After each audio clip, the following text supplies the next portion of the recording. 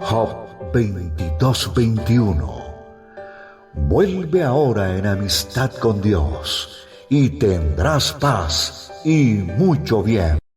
La Iglesia Cristiana Integral, Jesucristo el verdadero camino, te invita a que busques a Dios mientras Él se deje encontrar. Estamos ubicados en la calle 47, número 2320, Nuevo Sotomayor.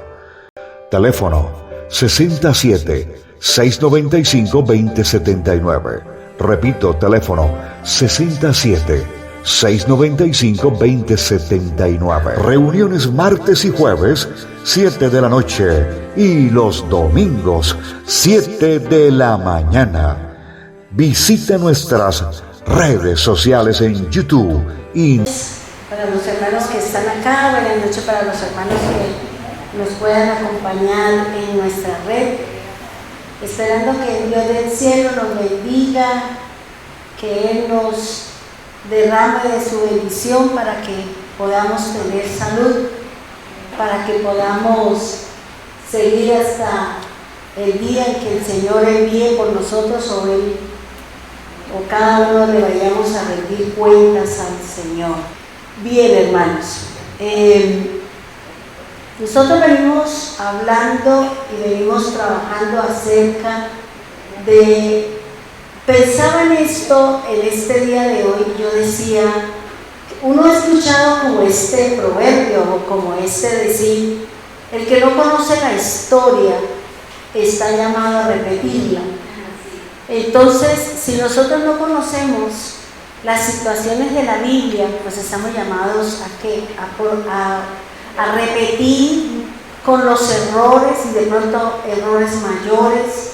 Y aquí estamos viendo nosotros cómo en cada generación la degradación del hombre va a ser peor, las situaciones del Señor va a ser más restringido, o sea, un montón de cosas que uno empieza a analizar y a mirar en la palabra de Dios. Y por eso, para que no estemos condenados a repetir la misma historia, pues es importante conocer, es importante saber para poder entender en dónde estuvo el error de los antiguos, para nosotros no hacerlo, para nosotros corregir ese error o tener cuidado con ese tipo de situaciones. Por eso el Señor dice que la palabra o las cosas están escritas para ejemplo, para que ellas nos sirvan como guía, para que ellas nos sirvan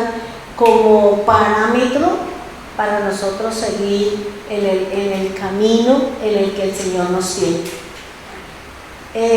Indagando, estudiando, encontré algo muy bonito que se lo quiero enseñar, y es que hablar de generación se refiere a descendencia, familia, historia, linaje, origen, nacimiento y orden. Eso es lo que hace referencia a una generación. Son los conceptos que se pueden tener cuando se habla de una generación. Vuelvo y les repito, hablar de generación es hablar de la descendencia, es decir, de nuestros hijos. Hablar de generación es hablar de una familia en particular, de la historia que tenga esa familia, esa nación, el linaje del cual proviene o seguramente se van a formar.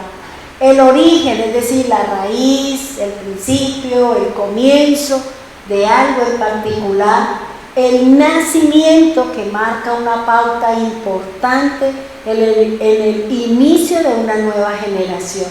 Y el orden. Recuerden cuando el Señor le dijo a Moisés que los hijos tenían que salir por tribus según el orden de nacimiento. El pectoral, el efod o el pectoral, las piedras estaban puestas según el orden de nacimiento de cada uno de los hijos de Jacob. Entonces fíjense que es importante el orden, es importante el origen, es importante el momento en que nosotros tuvimos la oportunidad de nacer. La escritura me enseña o nos enseña muchas cosas y yo vuelvo y digo que si el Señor nos diera 5.000 años o 10.000 años, no alcanzaríamos nosotros a indagar y a mirar la profundidad de lo que tiene la escritura.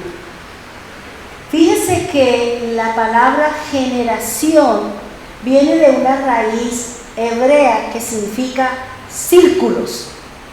Por eso la Biblia, por eso la palabra de Dios se dice que es quiástica, porque es de círculos. Dice que es apilar en círculos, es un periodo de tiempo repetitivo o una edad pasada o una edad futura. Eso es lo que de allá viene la palabra generación, es decir, algo circular, que se va dando, que se va formando, no va a cambiar. Por eso, vuelvo y le repito, el que no conoce la historia está llamado a repetir la situación. Por eso la palabra de Dios dice que es quiástica, es decir, en círculos o repetitiva. Por eso a veces uno dice, otra vez lo mismo, otra voy a vivir lo mismo, pero eso lo acabo de vivir, pero otra vez, porque en eso consiste la fortaleza, en eso consiste la firmeza, en eso consiste el que yo sea, sea compacto en las cosas del Señor. Hablar de una generación se debe tener en cuenta el nacimiento, el nombre que se le da a esa persona, su significado. Y aquí hay algo muy importante, es que en esa generación en la cual el Señor puso sus ojos, es importante que el Señor empiece a mirar el estilo de vida de esa generación, la forma, la característica que determina o que denomina o que prevalece en esa generación. Y dice que también en esa generación se tienen costumbres de las que traemos o las nuevas que nacen, porque la persona dijo, hagámoslo de esta manera, pongámosle aquí, hagámosle así, y ahí nace esa costumbre o nace esa tradición. En Génesis 5, la Biblia nos habla del nacimiento de Adán y sus obras. Ya nosotros hemos venido y ya tuvimos la oportunidad de mirar que el nombre de cada uno de estos personajes tiene algo que ver con el plan de salvación, tiene que ver con el plan de redención. Si usted tomó los nombres, hazme una frase, hazme una oración con cada uno de esos nombres y vaya uniéndolos y seguramente vamos a encontrar todo un andamiaje en el plan del Señor. Dice en Génesis 5 nos refiere el nacimiento de Adán y sus obras, el nacimiento de su descendencia. Ya aquí ya entra la descendencia de Adán y se le da el nombre de Caín, que significa el adquirido. Tiene una labor que es labrador del campo. Con él entra el pecado de la muerte, entra la idolatría, la envidia. En la generación de Caín, en la descendencia de Caín, ya entra la poligamia, ya entra un montón de cosas. ¿Por qué? Porque la situación de Caín fue grave delante del Señor. Y es que en Caín nosotros encontramos algo que yo veía, yo decía, nosotros no podemos llevarle al Señor lo que a mí me parece y lo que yo creo, sino es lo que le corresponde en el tiempo preciso y en el momento adecuado. Fíjense que Caín, ¿por qué el Señor no le gustó su ofrenda? Porque no era tiempo de frutos, que Él le llevara frutos. Eso no fue lo que el Señor le enseñó a Adán, le enseñó fue el sacrificio de un animal y el derramar sangre y hacer una obra de redención. y él lo que llevó fue frutos. Él tenía que haberle dado a su hermano, o haberle comprado a su hermano una ofrenda del animal para que él pudiera rendirle el culto al Señor en el derramamiento de sangre. Entonces, por eso a veces nosotros decimos, no, pues yo le doy esto al Señor. Eso yo creo que no, es que no es lo que usted cree, es lo que dice la Escritura en los tiempos precisos y en los momentos adecuados. También hablamos de Abel, o sea, entramos en la parte de Abel, que la palabra Abel significa aliento transitorio. ¿Cuál era la tarea de Abel? Cuidador de ovejas. Y fíjense que esta labor, cuando murió Abel, pues también hace referencia a la muerte de Cristo, que murió y que su labor era el cuidado de las ovejas. Y luego vemos que está la tercera, que es Sed, que significa sustituto, y ya en Sed el hombre empieza ya a invocar el nombre del Señor. Fíjense que el Señor es el que va empezando, el Señor es el que va iniciando, el Señor es el que va colocando todas las cosas para que se vaya cumpliendo el propósito del Señor. Dice, todos tienen el estilo de vida. Fíjense que Adán y Eva vivían en el paraíso con todas las bondades. Solamente tenían una prohibición: no comer del árbol del conocimiento de la ciencia del bien y del mal. Eso no estaba permitido. Pero ellos desobedecieron. ¿Y qué hizo el Señor? Los sacó al oriente del jardín del Edén. Pero cuando Caín cometió el pecado, él alejó más, lo llevó un poco más lejos a Caín, pero siempre buscando el oriente. Porque nosotros sabemos que el oriente representa la salvación. El oriente representa a Cristo, el oriente representa al Señor. Y por eso dice que todos tenían un estilo de vida fuera del jardín del Edén, especialmente Caín, que fue echado más lejos del sitio donde se encontraban Adán y Eva, donde ellos vivían, donde estaba la familia. Fíjense que a veces el pecado, a veces las situaciones de una familia hace que alguien se aleje, alguien se vaya más lejos del entorno de la familia. Y aquí lo que el Señor fue que lo sacó porque él había cometido un pecado. Y ahí va, en cada uno de ellos se va sumando, se va anexando, va dando unas situaciones diferentes, y ya la degradación del corazón del hombre al estar alejado de la presencia de Dios, alejado de las cosas de Dios, entra la degradación, entra ya la perversión, entra ya un montón de cosas en el corazón del hombre, porque no contamos con la presencia de Dios, porque no contamos con la guía en estos tiempos donde estamos hablando del Espíritu Santo.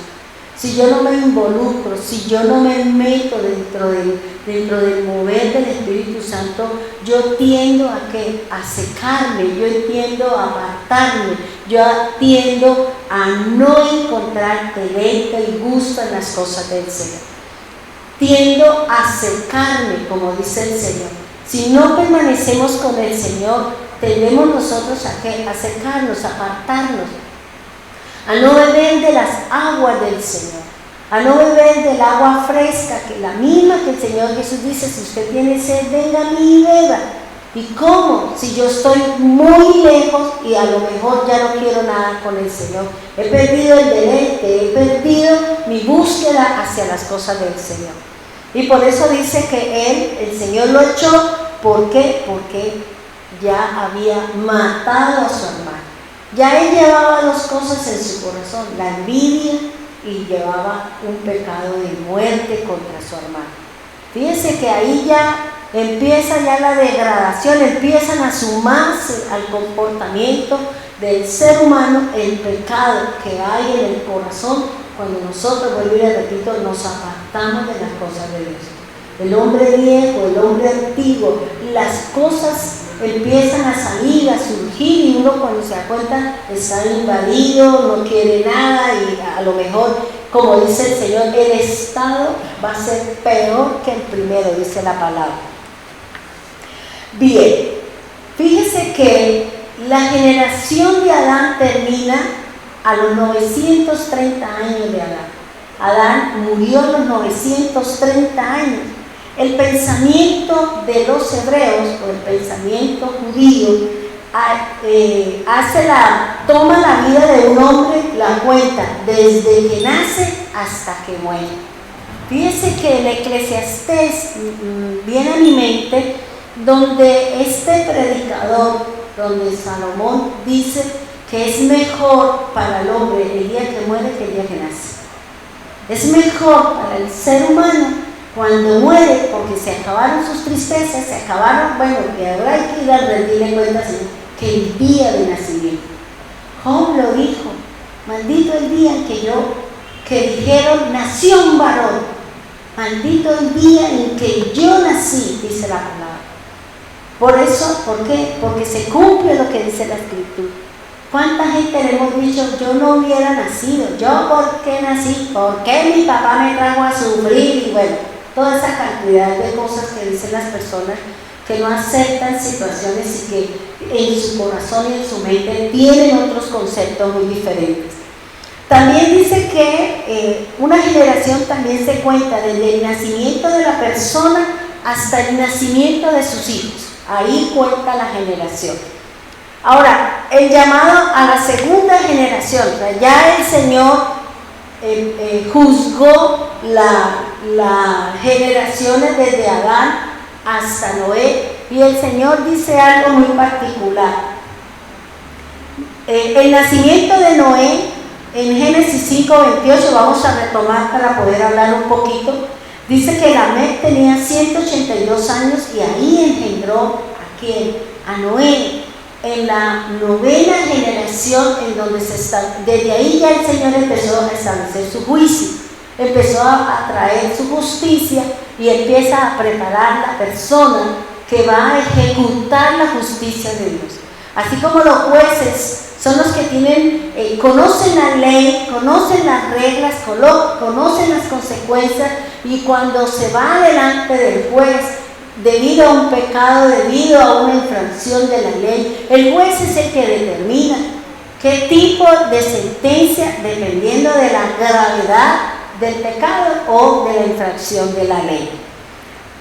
Aquí dice que el nombre de Noé, el nombre del hijo de Lamec, era Noé, y el nombre significa: este nos consolará de nuestros afanes y de la fatiga de nuestras manos, por causa del suelo que maldijo el Señor. Fíjense que a veces las acciones de nosotros llevamos a que el Señor pronuncie una palabra, a que el Señor diga algo sobre la situación, y ahí la palabra empieza a andar, ahí la palabra empieza a cumplir el propósito para el cual el Señor la envió. Recuerden, el Señor maldijo la tierra. Jesús le dijo a la higuera: nunca más de ti nadie coma de fruto. O sea que hasta ahí le llegó la vida fructífera a la higuera, porque ya nadie más, y ella no volvió a dar el fruto. Entonces fíjense que, y al otro día cuando pasaron, ¿qué dijeron los discípulos? Señor, esto no fue lo que usted dijo ayer. Usted no maldijo esto, mire, se secó. Entonces fíjense que a veces nosotros llevamos a que el Señor tome represalias, a que el Señor a veces diga cosas sobre nosotros, porque somos reiterativos en el pecado. El Señor nos da la opción, el Señor nos da la oportunidad, el Señor nos insta de muchas formas. Fíjense que a las generaciones le dio muchísimos años. Aún más cuando el Señor le llamó a Noé, le dio la sentencia y le dijo: hábleles. Usted es el elegido, el escogido, y a través de lo que yo le voy a mandar, la gente va a venir a preguntar: ¿y usted qué está haciendo? ¿Pero cuál lluvia? ¿Pero cuál diluvio? Si hasta ese momento no conocían la lluvia. Conocían el vapor, dice la Escritura, o el rocío que subía de la tierra hacia arriba para mantener a las plantas que dieran su vida o su fruto.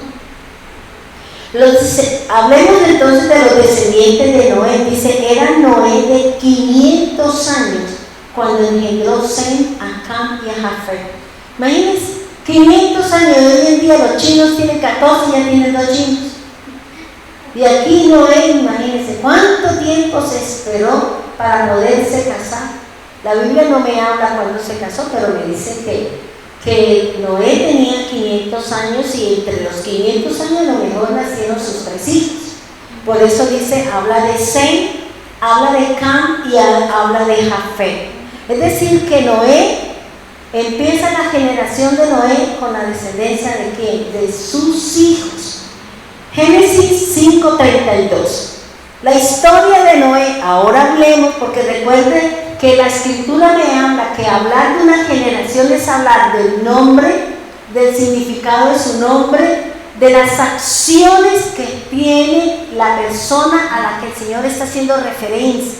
Porque cuando la Biblia lo nombra es porque ese es un ejemplo, esa es una manera como nosotros tenemos que mirar cuál fue el pecado de cada uno de ellos para que nosotros no lo repitamos.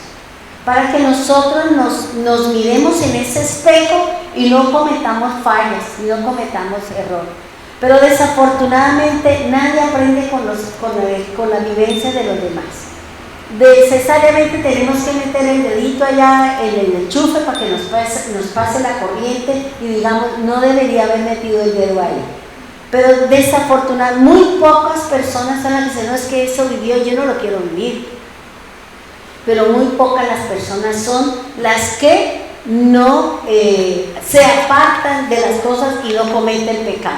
Génesis 6:9, hablemos de la conducta de la generación de Noé, que ya viene a ser la primera dentro de ese parámetro, ¿no? Porque si miramos, él es la 10ª, los hijos son la 11, la 12 y la 13. Pero vamos a hablar de la generación de Noé, el comportamiento de Noé, de la cabeza que había sido llamado ¿para qué? Para ser un redentor. Fíjense que aquí también el Señor nos habla de que nosotros podemos cometer fallas, de que nosotros, el redentor, el que ha sido llamado, también podemos cometer errores. Nosotros también podemos cometer errores porque lo dice la Escritura.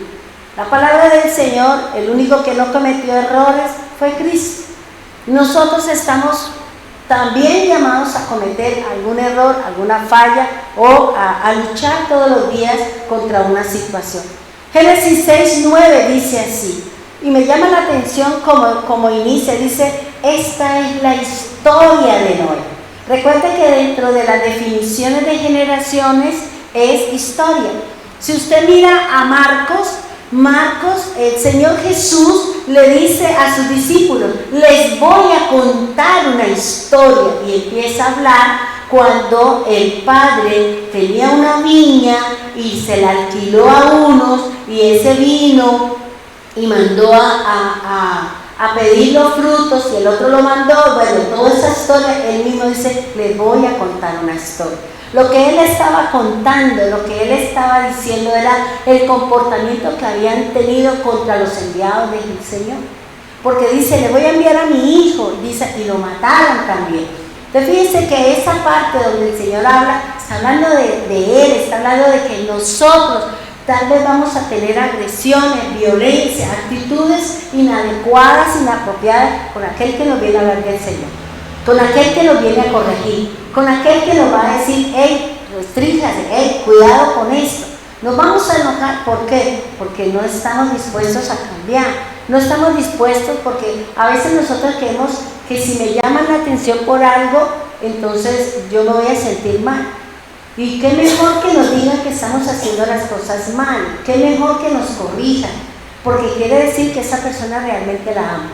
Yo prefiero que la persona me diga de frente a las cosas y no por detrás que le estén hablando y diciendo cosas, pero por delante usted es una, pero por detrás es otra. ¿Ya? Entonces eso es importante. Dice, esta es la historia de Noé. Noé fue el varón más justo y cabal de su tiempo. Fíjese que en el tiempo, dice que él fue el que el Señor, en esa generación fue que lo encontró a él justo, recto y halló gracia. Y habíamos hablado que la gracia viene de una raíz que significa el que se arrodilla, el que inclina, el que busca del Señor. Dice en el versículo 10, dice, Noé andaba con Dios. En el versículo 10 dice, Noé engendró 3 hijos, Sem, Cam y Jafet. Entonces fíjense que ya ellos van a contar las acciones de ¿qué? De la cabeza, pero también van a estar involucrados la descendencia. También va a estar involucrada, y fíjense que el pecado de la cabeza va a influir sobre su casa. El pecado de la familia, de la cabeza de la familia, va a traer consecuencias en su casa. Y dice la Escritura, las acciones de la generación de Noé. Génesis 8:15, por favor. Génesis 8:15 dice: habló entonces Dios a Noé en estos términos. 8:16, sal del arca tú y contigo tu mujer, tus hijos y las mujeres de tus hijos y todos los animales que estuvieron contigo. Fíjense que acá lo que el Señor me está dando, a mí me llama la atención algo, y es que cuando el Señor le dice a Noé que suba al arca, Él le da un orden. Él le dice: sube tú, sube tus hijos, sube tu esposa y sube las esposas de sus hijos. Pero cuando ya baja aquí el arca, dice: sal de tu barca, tú, tu esposa, tus hijos y las mujeres de tus hijos. Entonces fíjense que es importante, para Dios es importante las responsabilidades, para Dios es importante los cargos, los orígenes, el linaje y la responsabilidad que cada uno de nosotros tenemos. Ahora, ¿cuál fue la actitud de este varón que se encontró redimido, que ya no había más nadie? Dice en Génesis 8:20, dice: Noé construyó un altar a Adonai y tomando todos los animales puros y de todas las aves puras, ofreció un holocausto en el altar. Entonces fíjense, ¿cuál es la actitud cuando nosotros, el Señor nos ha salvado? Hablar de salvación es hablar de que Dios me libró de un problema, que Dios me salvó de una situación, que Dios me rescató de una circunstancia. ¿Cuál es nuestra actitud? ¿Hacemos un altar para el Señor? ¿O simplemente decimos gracias? Pero cuando usted tenía la necesidad, ¿cuál fue su actitud? Muy distinta, ¿verdad? Usted lloró, seguramente no durmió, seguramente ayunó, seguramente hizo vigilia, seguramente le prometió el cielo al Señor. Y dice: ¿usted por qué me promete si es mío? Pero así somos nosotros. ¿Cuál es la actitud de nosotros cuando tenemos una necesidad con el Señor? ¿Y cuál es mi actitud cuando yo encuentro la respuesta? Cuando Dios me ha dado la respuesta. Es diferente, ¿cierto? Es muy distinta la actitud que nosotros tenemos cuando el Señor nos responde. Y aquí dice que Noé construyó un altar, y de los mismos animales que él había subido, que el Señor le había dicho: sube 7 pares de animales puros y una pareja impura. ¿Por qué? Yo digo ¿por qué? Porque es que la maldad crece más rápido que la pureza. Es que las cosas malas, eso es como decía Glorita en la oración, como río que corre y destruye y maltrata y bota todas las cosas. Por eso aquí el Señor, en la actitud de él, al encontrarse que solamente estaban ellos y que Dios le había dado la opción de que su casa también entrara en la gracia del Señor.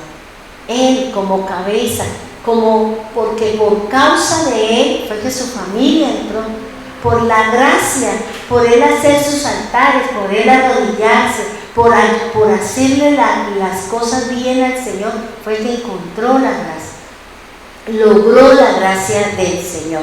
Por eso él está diciendo en el 21, por favor, ¿cuál fue la actitud de Dios? Porque fíjense que aquí hay que mirar todo, no solamente el hombre, sino cuál es la respuesta de Dios.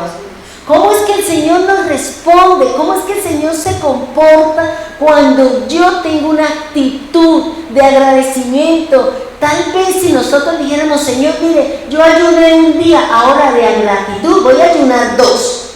Yo voy a hacer 2 días de vigilia y voy a quedarme bien hasta tarde orando, leyendo, escuchando su palabra, porque usted se acordó de mí, porque usted me resolvió mi problema. Y dice en el Génesis 8:21, dice: al aspirar, estoy leyendo otra versión, dice: al aspirar a Adonai el calmante aroma, dijo en su corazón: nunca más volveré a maldecir el suelo por causa del hombre, porque las trazas del corazón humano son malas desde su niñez, ni volveré a herir a todo ser viviente como lo he hecho. Fíjense que aquí el Señor, ¿qué está reconociendo? Que nosotros somos malos ¿desde cuándo? Desde niños. Y recuerden la cita bíblica que dice que desde la matriz el hombre ya viene con su maldad. Desde la matriz el hombre ya viene con sus cosas. ¿Quién es el que ayuda a corregir? Los padres. El padre es el que forma, el padre es el que instruye. La mamá es la que edifica, dice la palabra del Señor en Proverbios 31. La mujer es la que edifica, el hombre tiene una responsabilidad de salir a buscar el alimento para su casa. Pero la mujer es la que edifica, la que forma, la que levanta su casa y sostiene su casa. Porque para ella fue esa tarea. Porque se supone que ella debe estar en casa, criando a su familia. Desafortunadamente hoy en día pues es muy difícil, pero uno está ahí, ¿cierto? Uno está ahí en la formación y uno se está dando cuenta de todo y si tiene que disciplinar, disciplina, y si tiene que llamar la atención, llama la atención. ¿Por qué? Porque Dios nos ha dado como ese discernimiento para poder saber en qué momento nuestros hijos están haciendo lo incorrecto. Fíjense que dice que el Señor, esa actitud de Noé, de bajarse después de más de 150 días metido en esa arca, metido en ese sitio, bajó y lo primero que hizo fue hacer el altar al Señor, acordarse, darle gracias al Señor por su favor y su misericordia. Y dice que esa actitud de hacer un altar, de quemar, de hacer el holocausto, de hacer el sacrificio, fue lo que llevó a que el Señor menguara, a que el Señor se restringiera seguramente de muchas cosas. Por eso él mismo dice, yo no volveré a maldecir el suelo, yo no volveré a maldecir la tierra. Dice, por causa del hombre, por causa de nuestro caminar, por causa de nuestro mal andar, por causa de nuestras malas acciones. Porque recuerde que nuestras acciones son las que tienen un fruto, sea bueno o sea malo. Esas actitudes, esas acciones, mi caminar en el Señor es lo que vamos a rendirle cuentas arriba al Señor. Y también, ¿qué dice el Señor? Dice, porque es que yo ya sé que en los designios del corazón del hombre siempre está el mal. Ya Dios sabe, ya Dios lo conoce. Por eso Él dice, yo no voy a contender contigo. No voy a contender contigo, Noé, ni con la generación, porque ciertamente tú eres carne y yo soy espíritu. La condición tuya es diferente a la mía, aunque tengas mi soplo. Pero resulta que tenemos la voluntad de cada uno de nosotros y nosotros somos los que tomamos las decisiones. Si queremos seguir en el camino, si queremos agradar el corazón de Dios, para que Dios diga, ya no la voy a molestar más en eso. Ya ahora le voy a pasar aquí, le voy a dar otra oportunidad, voy a formarla en otra área. ¿Por qué? Porque la actitud correcta de nosotros en el corazón con respecto a algo, ya nosotros la hemos doblegado delante del Señor. Ya nosotros la hemos entregado y ya el que controla esa situación, el que domina, es el Espíritu Santo. Por eso en nosotros hay algunas áreas que uno dice, no es que a mí ya esa cosa ya no me molesta, no es que a mí ya no me gusta eso, no es que yo ya no me enojo, no es que yo ahora miro a mi hermano, a mi hermana, a mi tío, mi tía, con ojos de misericordia como nos mira el Señor. Cuando nosotros tenemos esa actitud es cuando el Señor dice, no lo hago más contigo. Ahora vamos a mirar otra cosa, ahora vamos a trabajar otra área de su vida que seguramente también es un dolor de cabeza para nosotros. Dice, dice, ni volveré a herir a todo ser viviente. Yo me imagino, hermano, piense un poquito, use la creatividad. ¿Ustedes se imaginan toda esa cantidad de gente llorando, los niños, las mujeres embarazadas, los hombres, los animales, el gemir de la tierra, como dice la Escritura? la gente golpeando el madero, golpeando el arca. Abre, abre, por favor, como las mujeres del aceite. Y ya el Señor dice, no hay opción. Yo ya le di 120 años después de que Noé subió al arca, dio 7 días más para que el hombre caminara. Él subió, estuvo, y el Señor dice, te doy otros 7 días, sígale hablando. Pero la gente no quiso escuchar. ¿Por qué? Porque su corazón estaba tan empedernido, tan sometido a las cosas malas que no quisieron. ¿Por qué, hermano? Porque es que cuando no conocemos, se nos hace fácil tomar decisión. Cuando nosotros no queremos y estamos tan imbuidos, tan enraizados en las cosas del mundo, que nosotros no queremos nada con el Señor. Porque el mundo representa para mí el todo. El mundo, la vanidad y todo lo que estamos viendo hoy en día. Por eso el Señor dice, yo no lo volveré a hacer. Y me llama aquí la atención en el 22. Mire tan bonito lo que encontré aquí, escudriñando esta mañana la escritura. Y dice en Génesis 8:22, mire lo que le dice el Señor a Noé. Mientras dure la tierra, sementera y siega, frío y calor, verano e invierno, día y noche no cesarán. Cuando yo miraba esto, yo decía, fíjese que ahí el Señor no habla de oscuridad, porque una cosa es la oscuridad y las tinieblas y otra cosa es la noche. Son dos conceptos distintos que hay que tenerlos en cuenta. La oscuridad, la oscuridad y las tinieblas tienen que ver con la parte oscura, tienen que ver con la parte del demonio. Pero la noche tiene que ver con el descanso, tiene que ver con el inicio del principio del día anterior al día siguiente del que nos habla el Señor. Pero me llamaba la atención, yo le decía esta mañana al Señor, ¿por qué me habla solamente de 2 estaciones? ¿Por qué no están las 4? ¿Por qué solamente me habla de el invierno y el verano? ¿Por qué no me habla de la primavera? ¿Por qué no me habla del otoño? Sino que el Señor habla solamente del verano y el invierno. Y me puse a analizar qué pasaba en el verano. ¿Por qué el Señor, cuando le dijo a Noé acerca del verano, y dice que el verano es la tercera fiesta de los judíos, es la fiesta del Pentecostés, es el descenso del Espíritu Santo? Y por eso dice, en el verano se celebra la tercera fiesta judía, es la fiesta de las semanas, también conocida en el Nuevo Pacto como el Pentecostés. En esta fiesta se conmemora la entrega de la Torá del pueblo de Israel. Es una fiesta que se celebra durante el verano judío en el mes de Sivan. Entonces fíjense, ¿qué me representa ahí? Que de todas maneras necesitábamos, como decía Glorita en la oración, necesitamos del Espíritu de Dios, necesitamos de la ayuda del Señor. Necesitamos del Espíritu de verdad, ese que nos prometió el Señor, para que conozcamos la Escritura, para que realmente conozcamos los misterios, conozcamos el pensamiento fiel y verdadero del Señor.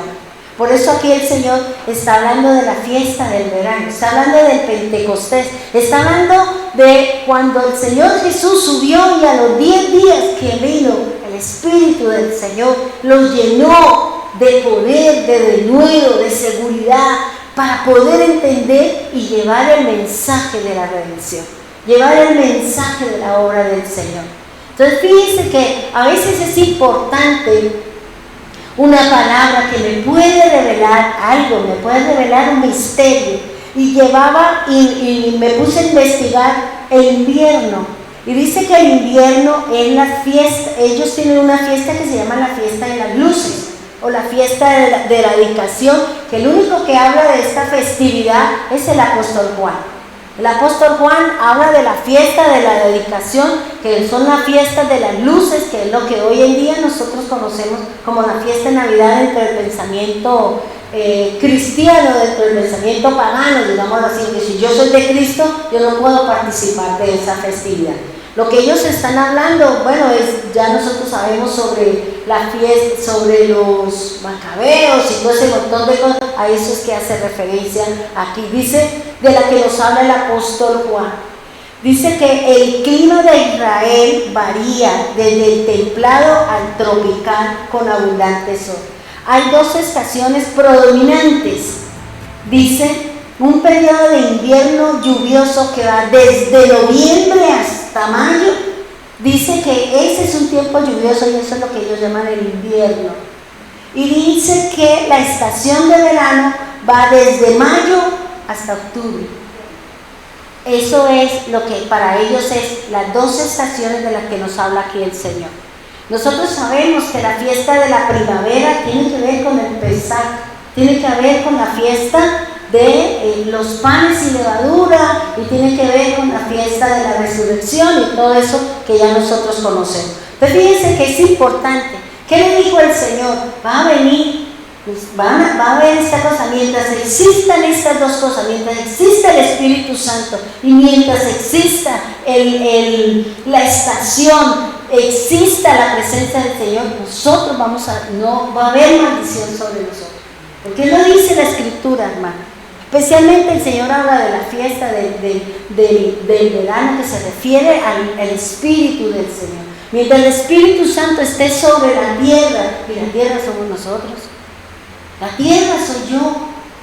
Nosotros tenemos el soplo de vida del Señor que Él lo colocó aquí. Por eso cuando los niños nacen y aspiran, inspiran, entra la vida, y cuando expiran, salió la vida de la persona. Por eso aquí el Señor está hablando. El Espíritu del Señor tiene que estar moviéndose hasta el fin de todos los tiempos. Porque Él es el dador, Él es el que escudriña, Él es el que ejecuta la palabra del Señor. Dios habla y Él hace. Dios dice y Él obra, dice la Escritura. Porque el mismo Jesús lo dice. Dice, las palabras que yo hablo son espíritu. Son espíritu y son verdad. Por eso es importante, hermano, conocer la actitud que debemos de tener nosotros con Dios y cómo el Señor nos responde cuando nosotros le dedicamos el tiempo a Él. Cuando nosotros le dedicamos suficiente tiempo al Señor, el Espíritu del Señor está sobre nosotros, nos redarguye, nos forma, nos transforma, nos cambia, nos hace vivir confiados en que Dios es bueno y que todas las cosas estarán controladas por Dios, porque Él es el dador de todas las cosas. Por eso Él mismo dice la Escritura, dice que no volverá, solo el Espíritu del Señor es el que va a controlar mi corazón. Solo el Espíritu del Señor, solo el que yo esté en la fiesta de verano, en la fiesta del Pentecostés, y que el Espíritu del Señor permanezca en mí, Él es el que va a controlar. Él es el que me va a llevar a que todas las cosas se den conforme al propósito del Señor. Recuerde lo que nos enseña, creo que es el Señor Jesús. Cuando dice que cuando nosotros oramos y no sabemos orar, el Espíritu Santo intercede por nosotros con gemidos indecibles y Él acomoda lo espiritual al pensamiento de Dios. Lo que yo realmente quiero, Él se lo va a hacer saber al Padre, y el Padre le da la respuesta al Espíritu Santo, y dice la Escritura que el Espíritu Santo me lo dice a mí, me lo hace saber y me ayuda a que eso se confirme, a que eso se dé en la presencia del Señor. ¿Sí me van a entender? Bien, entonces es importante. Por eso, si nosotros somos cabeza de una generación, de una familia, cuidemos nuestros actos, cuidemos las palabras, cuidemos las cosas que estamos haciendo. Tengamos un corazón agradecido con el Señor por todo lo que Él nos da. Sea poquito, sea de acuerdo a lo que Dios quiera y también de acuerdo a la fe de cada uno de nosotros. Entonces, eso es importante, hermano, lo que nos enseña aquí la Escritura. Ahora, ¿cuáles son las responsabilidades de una nueva generación? Fíjense que Dios le dio una tarea a Adán y a Eva. Adán la cumplió mientras no tenía la ayuda idónea. Cumplió con todo. Dios le dio la ayuda idónea y le dio unas responsabilidades a él como familia dentro de su labor de trabajo y una relación con ¿quién? Con el Eterno. Igualmente esto se repitió con Noé. Dios le dio una tarea y ¿qué colocó? Restringió, ya no tenía Todo lo que él tenía ya él restringió, él ya quitó, colocó más limitantes de la primera. Por eso en la medida que yo cometo pecado, en la medida que yo no hago las cosas, a mí el Señor me restringe.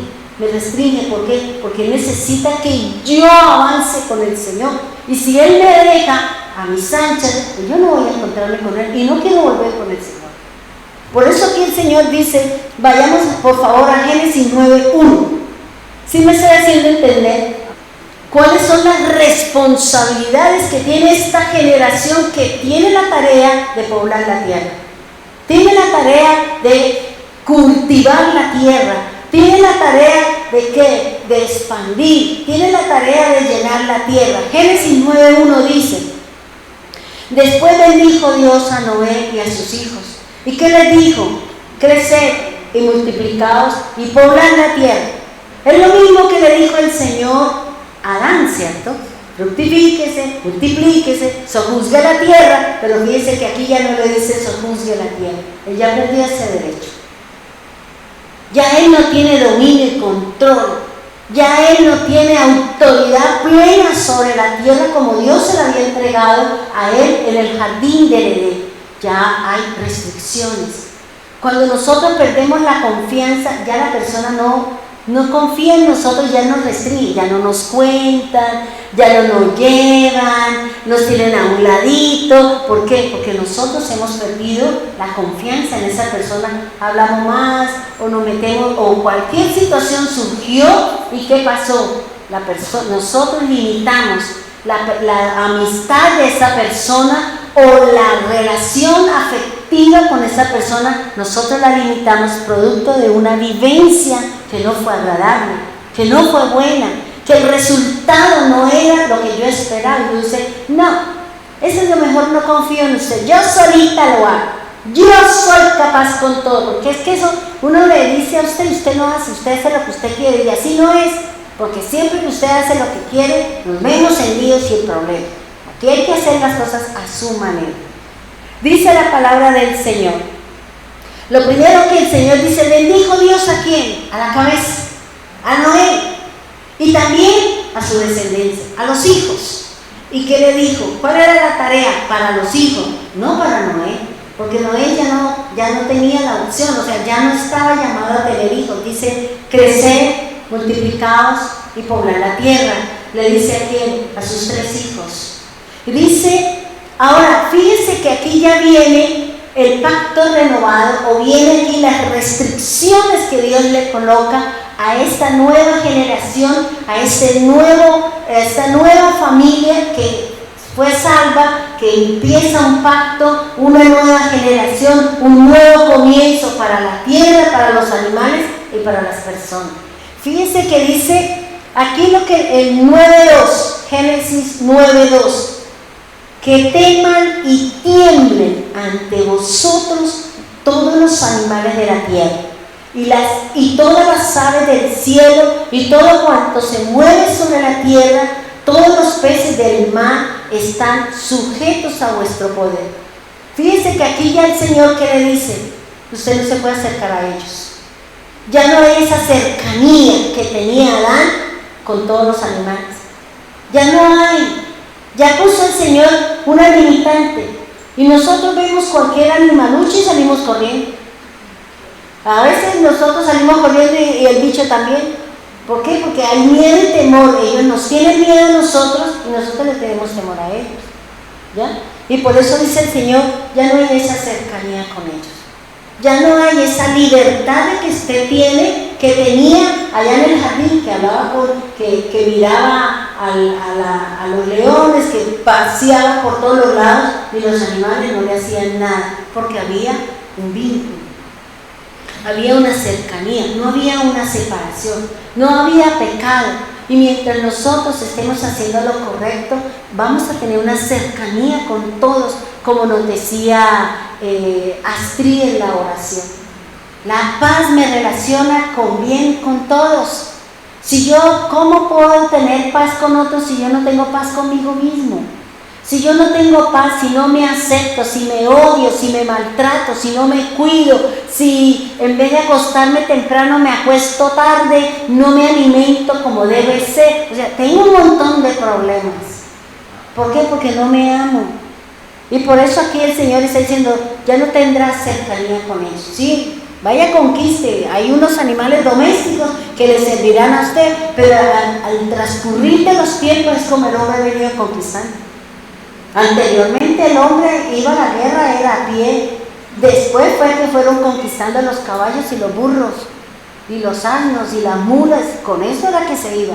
O el rey David no tenía una mula. Ese era el transporte del rey David. Tenía una mula, ¿ya? Y él era el que iba ahí en su caballo, con cara de mula. Bien, entonces fíjense que lo primero que el Señor dice es, con la naturaleza, con los animales, le freno, le pongo un hasta aquí. La segunda restricción que viene, ¿para quién? Para esa nueva generación. ¿Qué es lo que el Señor permite y qué es lo que no permite el Señor?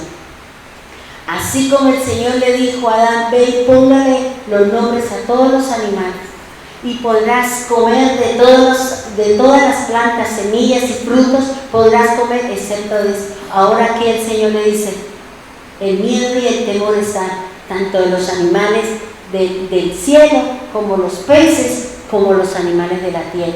Pero aquí también el Génesis 9:3 que dice, y todo lo que tiene movimiento y vida os servirán de alimento.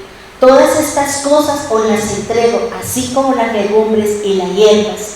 Dice restricción, también hay restricción con los alimentos, porque ya el Señor empieza a restringir. El 9:4 dice, excepto que no habéis de comer carne. Fíjese que ya empieza el Señor a decir, aquí ya usted no puede comer carne. Usted aquí ya no puede hacer esto. La sangre, la carne con sangre, dice la Escritura. ¿Por qué? Porque ya el Señor había establecido en los tiempos de Adán el sacrificio y el derramamiento de sangre. Por eso ellos no podían comer la carne con su sangre, porque dice la Escritura que la vida de las personas y la vida de los animales está en la sangre. Por eso nosotros no podemos comer sangre, porque lo dice la Escritura y también lo dice en el libro de los Hechos de los Apóstoles. Dice también hay una restricción con respecto a la redención.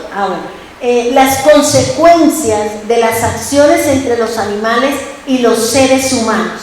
Ahora, ¿qué sucede? Fíjense que ahora dentro de este juicio, dentro de estas tareas del Señor, aún el Señor también coloca sentencias sobre los animales.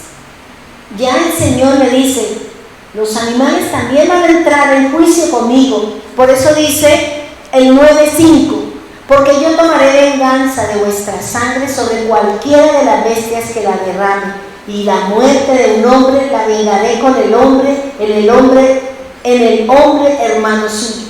Fíjense que el Señor que le está diciendo, la sangre de los animales, que ellos mismos lo hacen, yo la voy a demandar, pero también voy a demandar la sangre de aquel que mató a su hermano. Por eso nosotros vemos que cuando una persona mata a alguien, esa persona muere de la misma manera, porque eso es una causa del Señor, esa es una sentencia. Por eso el Señor le dijo a Pedro, cuando sacó la espada y le cortó la oreja al siervo del centurión o del sumo sacerdote, ¿y qué le dijo? No, Pedro, guarda tu espada en tu baño, porque si matas a espada, tú también morirás a espada. Por eso debemos de tener cuidado con lo que hacemos, debemos de tener cuidado con lo que hablamos, debemos de tener cuidado en mis acciones. ¿Por qué? Porque eso que yo hago, eso que yo hablo, también vendrá para mí.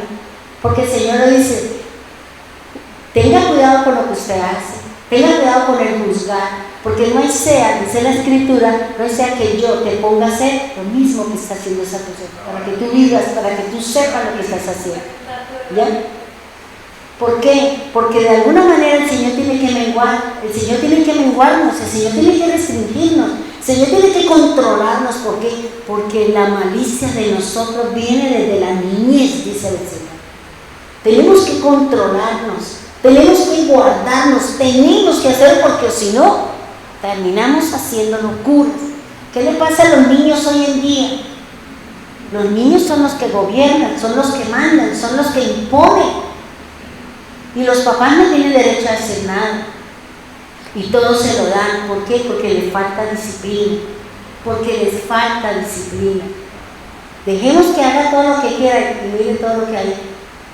¿Cuáles son los resultados del psicólogo, aquel que dijo que los traumas y que salió con toda esa cuentamenta? Mira la situación que acarreó en esta juventud.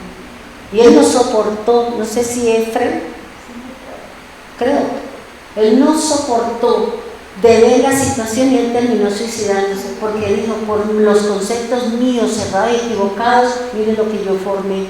Y eso es verdad, hermano. Nosotros, si el Señor no nos restringe, si el Señor no deja su palabra, si el Señor, yo le decía, no me acuerdo a quién fue, no me acuerdo a quién, que hablaba sobre las reglas, y yo le dije, Señor, pero si no tenemos las reglas nos sirven para cuidar nuestra vida. Si a mí me dicen que hay un límite de velocidad, yo tengo que hacerlo, porque se supone que más allá yo puedo perder la vida, puedo perder el control, puedo perder la situación. ¿Por qué? Porque las reglas se hicieron para guardarnos, para cuidarnos. Si usted corre como loco, si usted no respeta los semáforos, si usted no respeta se tira del segundo piso al primero, usted no respeta. Y eso es tentar a Dios. Eso es tentar a Dios. No, eso a mí no me pasa nada. ¿Usted está seguro? Y eso es lo que nos está diciendo aquí el Señor. Por eso el Señor, que colocó restricciones, detuvo el pecado de la comida, de la relación con la naturaleza. Por eso la palabra de Dios dice que la tierra está gimiendo, la tierra gime, la tierra llora, porque está esperando que nosotros, los hijos de Dios, que nosotros que somos los hijos del Señor, hagamos proezas. Llevemos el mensaje a aquel que no tiene fuerza ninguna, que hagamos lo que es correcto para aquellos que no encuentran la luz, que no encuentran, que están en medio de un valle de sombra de muerte. Pero si yo no soy luz, si yo no soy sal, ¿cómo hacemos, hermano? Fíjense que el Señor ahí en el 6 dice, derramada será la sangre de cualquiera que derrame sangre humana, porque a imagen de Dios el hombre fue creado. Nosotros no podemos atentar contra las personas, nosotros no podemos atentar contra los demás. Una palabra, usted puede matar a una persona con una palabra. ¿Qué le mata? La fe, la seguridad, la confianza. La persona está confiada en algo y nosotros no sabemos decir, de una vez la pasamos al otro lado. Y nosotros somos de nuestro afán o porque no tenemos como esa sutileza o no somos, no tenemos como ese cuidado para poder decir las cosas. No, disparó y usted no se dio cuenta que le tumbó el moño a todos. ¿Por qué? Porque nosotros no medimos nuestras palabras. Nos dejamos llevar por todo.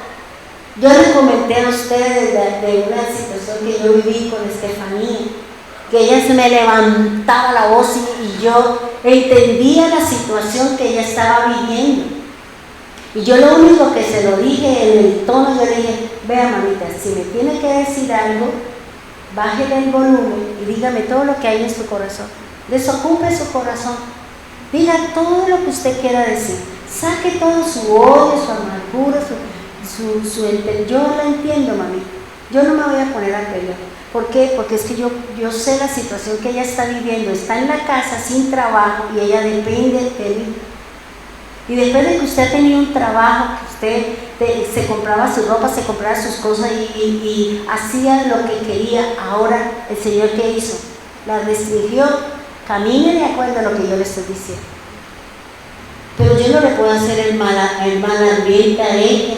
¿Por qué? Porque el solo hecho que ella esté ahí, viviendo de la forma como lo está haciendo, esperando de lo que nosotros le damos, eso es duro. Entonces yo no le puedo hacer el ambiente pesado a una persona que está viviendo una situación. Al contrario, yo tengo que facilitarle, ayudarle para que la persona sea agradable ese momento duro y difícil que ella está pasando. O cualquier persona en particular. Por eso hay que tener cuidado, hay que dominar nuestras emociones, hay que controlar nuestro temperamento, como decía Astrid en su enseñanza. Ahora, ¿cuáles son las responsabilidades de la generación de Noé? Dice Génesis 9:7. Lo primero que el Señor le dijo a la generación de Noé, a Sem, Cam y Jafet, le está diciendo: vosotros pues creced, multiplicados, dilatados, dice aquí, sobre la tierra y pobladla. En el 8 dijo también Dios a Noé y a sus hijos igualmente que a él: sabed que hoy voy a hacer un pacto. Fíjense que aquí ya el Señor habla del pacto. Ya el Señor empieza a establecer, ya el Señor estableció un pacto con Noé. Dice: sabed que voy a establecer mi pacto con usted, con su descendencia, hasta el fin de todas las cosas. Y con vuestra descendencia después de ustedes. La señal del pacto que Dios da para con la humanidad. Dios empieza a decir: bueno, aquí las cosas son de esta manera, ya voy a colocar una señal, porque ya el Señor ya había empezado a cumplir lo que le dijo a Adán en Génesis 3:15. Hay que entrar, pero tenía que dar la secuencia de todo lo que él ya tenía organizado y planeado. Dice la primera señal del pacto de Dios para con la humanidad, Génesis 9:12. Y dijo Dios: esta es la señal de la alianza que establezco por generaciones perpetuas o para siempre entre mí y vosotros y con todo animal viviente que mora con nosotros. Por eso es lo que el Señor que dice: y pondré mi arco que coloqué en las nubes y será señal de la alianza entre mí y la tierra. Esa señal, ese pacto que el Señor le dijo a Noé, era que él no iba a destruir la tierra con agua. Sí vendrán las lluvias, porque si no, entonces ¿cómo? Pero que a nivel de diluvio, a nivel que las aguas de arriba y las aguas de abajo se volvieran a unir, como Génesis 1, no lo volvería a hacer. Porque si usted mira, Génesis dice que el Señor separó las aguas de arriba de las aguas de abajo y la tierra surgió. Pero resulta que cuando el Señor juzgó la tierra, que eso es como una forma de bautizo, el Señor volvió y sumergió la tierra entre las aguas de arriba y las aguas de abajo. Volvió a limpiarla, volvió a limpiar la tierra con el agua, que representa el Espíritu del Señor. Porque el Espíritu es el que me limpia, la palabra es la que me limpia. Y por eso el Señor dice: volvió a salir, las aguas se secaron, las otras descendieron, las otras, y volvió a salir la tierra. ¿Para qué? Para un nuevo comienzo. Para que la tierra otra vez fuera labrada, otra vez fuera trabajada, otra vez iniciara su ciclo, su generación. Igualmente sucede con nosotros, hermanos. ¿No lo dice Tito? No lo dice el Señor habla de un nuevo nacimiento, el Señor habla de una regeneración. Y es que nosotros necesitamos nacer de nuevo del agua y del Espíritu del Señor. Los dos elementos que se jugaron y que se movieron en el principio de la creación. Y que es lo que terminará ya no con agua y terminará con el Señor, que es con agua y con sangre.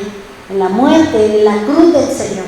La limpieza, el nuevo comienzo, la relación espiritual, el que nuevamente nosotros podemos relacionarnos con el eterno Señor.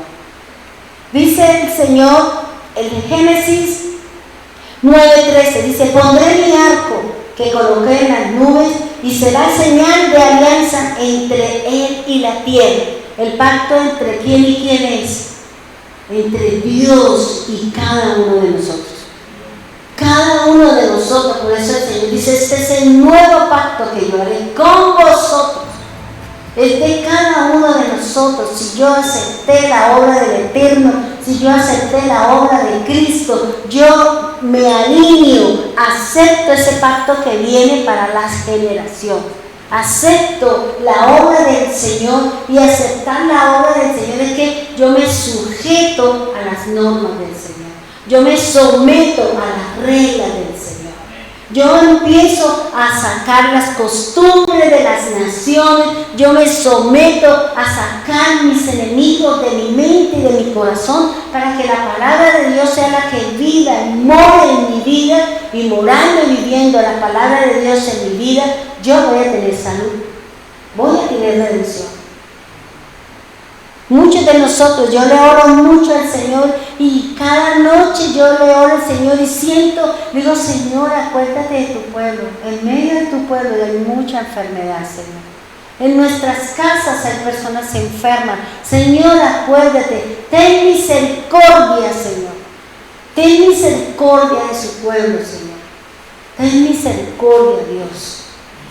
Ayúdenos, Señor, ayúdenos. ¿En qué estamos mal? ¿Qué es lo que estás haciendo? Ayúdanos a entender, Señor, que necesitamos ser lavados a través de sufrimientos, a través de situaciones. ¿Por qué? Porque esa situación me tiene que llevar al Señor. Esa es la actitud, esa es la respuesta mía frente a una situación. No pelear con Dios, yo otra vez y a pelear con Dios, porque cuando nosotros no aceptamos su voluntad, vamos a volver a vivir, o el tiempo de la situación va a ser más largo. No era lo que Dios quería, pero es mi actitud. Mi actitud es la que cuenta delante de Dios. Y por eso es importante, hermano, que cada uno de nosotros,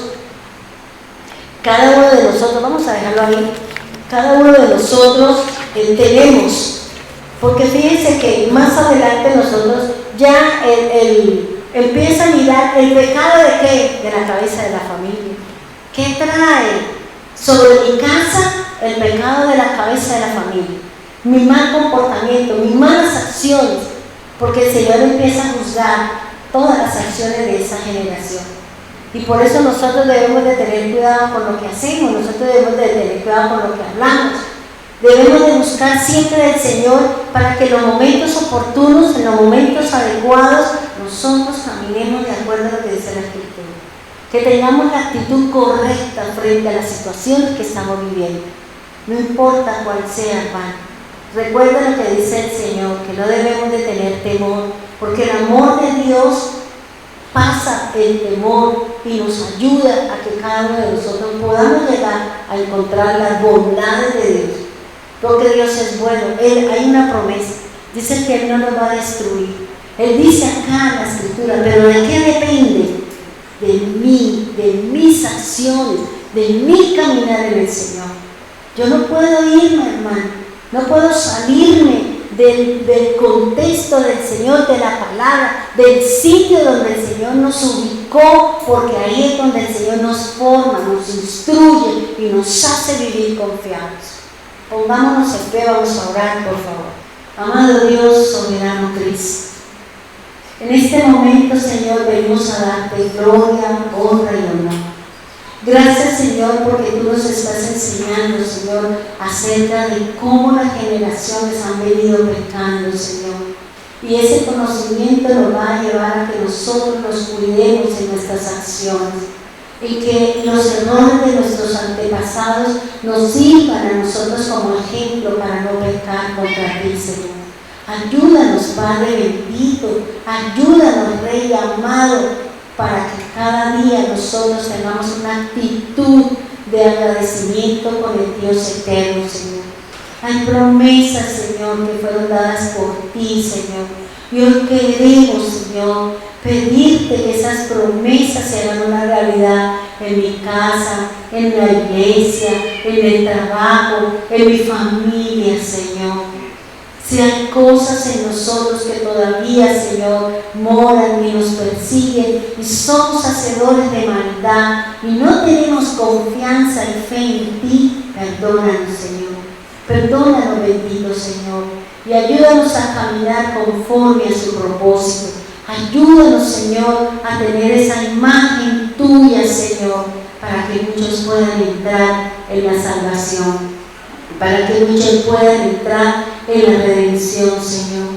Tú eres esa barca, Señor, porque cuando tú subiste a la barca, Señor, de sus discípulos, y tú, Señor, dijiste la palabra, o inquietaste, Señor, diste la orden, el agua y el viento calmaron, Señor, y sus discípulos se sintieron confiados, Señor.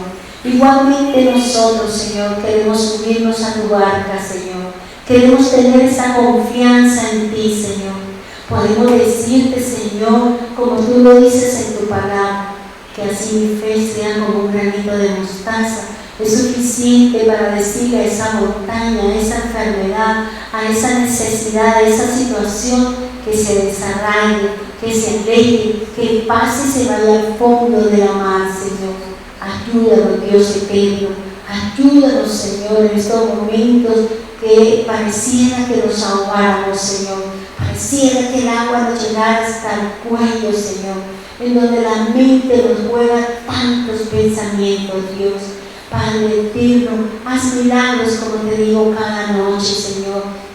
Haz milagros en tu pueblo, Señor. Muéstrale cuál es el Dios de tu poder. Señor, así como me enseñaba esta mañana en la lectura, Señor, de la palabra. Tú decías, no has leído mi palabra, no conocen las Escrituras, no conocen el poder de Dios dado en la palabra. Y yo te decía, enséñenos el poder que tiene su palabra. Enséñenos el poder que tiene su palabra cuando la creemos, cuando la ejecutamos, cuando la ponemos por obra, Señor. Permítanos conocer cuánto poder tiene su palabra creadora, su palabra generadora, su palabra que levanta, que restaura, que sana, que cura y que medicina en los momentos duros y difíciles que cada uno de nosotros estamos viviendo. Padre bendito de los cielos, sosténganos todos los días, Señor. Gracias por cada devocional, gracias por cada palabra que nos anima, que nos enseña, nos da herramientas para luchar y batallar y sostenernos en medio de estas situaciones, en medio del caos, de la violencia, en medio de los amadores de sí mismos, en medio de la incredulidad, de los miedos y los temores, Señor. Guárdanos, Señor, porque no sabemos las cosas que han de venir, Señor.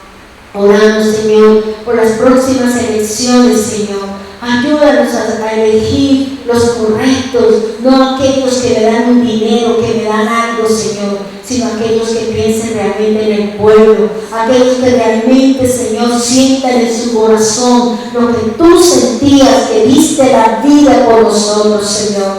Desafortunadamente, Señor, muchos de ellos solo quieren su beneficio y su propio pecunio, Señor. Perdónanos, Señor, si hemos obrado mal, si estamos haciendo las cosas por un beneficio sin contar contigo. Perdónanos, Dios amado, si confiamos en el hombre y no ponemos nuestra seguridad y nuestra confianza en ti. Bendiga a nuestros hermanos de Medellín, Señor. Guárdalos, cuídalos en estos procesos duros y difíciles, Señor.